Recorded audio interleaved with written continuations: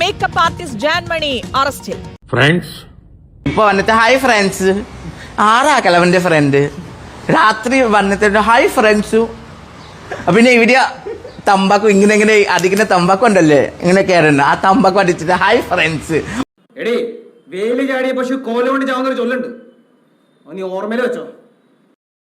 പ്രധാനമന്ത്രിയെ അവഹേളിച്ചെന്ന കേസിൽ makeup artist Jaanmoni അറസ്റ്റിൽ. കോഴിക്കോട് സിറ്റി സൈബർ പോലീസാണ് അറസ്റ്റ് ചെയ്തത്. നീ അന്ന് നോവിച്ചു വിട്ടതൊരു പാമ്പിനെയാടാ. സമൂഹത്തിൽ ലഹളയുണ്ടാക്കുകയാണെന്നും സമാധാനം തകർക്കുകയാണെന്നുമുള്ള ഉദ്ദേശത്തോടെയുള്ള അപകീർത്തികരമായ വീഡിയോ പ്രചരിപ്പിച്ചുവെന്നാണ് എഫ്ഐആറിൽ രേഖപ്പെടുത്തിയിരിക്കുന്നത്. ഇവിടെ കലാപമാണെന്നുള്ള ഒരൊറ്റ വീഡിയോ കൊണ്ട് കേരളം മൊത്തം കലാപം സൃഷ്ടിച്ച ഒരു കുട്ടിയാണ്. ജന്തർ മന്ദറിലെ യുവജന പ്രക്ഷോഭവുമായി ബന്ധപ്പെട്ടായിരുന്നു കേസിനാസ്പദമായ ജാൻമണിയുടെ പരാമർശം. എന്റെ മുടിയുടെ ഒരു വാക്ക് എനിക്ക് നല്ല കോമഡി ആയിട്ട് തോന്നി. അച്ഛൻ മരിച്ചുപോയി 1947. എന്റെ മുടിയുടെ ഡേറ്റ് ഓഫ് ബർത്ത് 1950. ഫസ്റ്റ് അവന്റെ സ്വന്തം അച്ഛന് കണ്ടുപിടിക്കട്ടെ. ആ കോമഡി അല്ലേ? 3 വർഷം അമ്മ പ്രഗ്നന്റ് ഉണ്ടാവില്ലല്ലോ. എന്റെ ഒരു വീഡിയോ ഭയങ്കരമായിട്ട് പ്രശ്നം ആയിപ്പോയി. അതെനിക്ക് സത്യം പറഞ്ഞില്ല, എനിക്ക് അറിയത്തില്ല.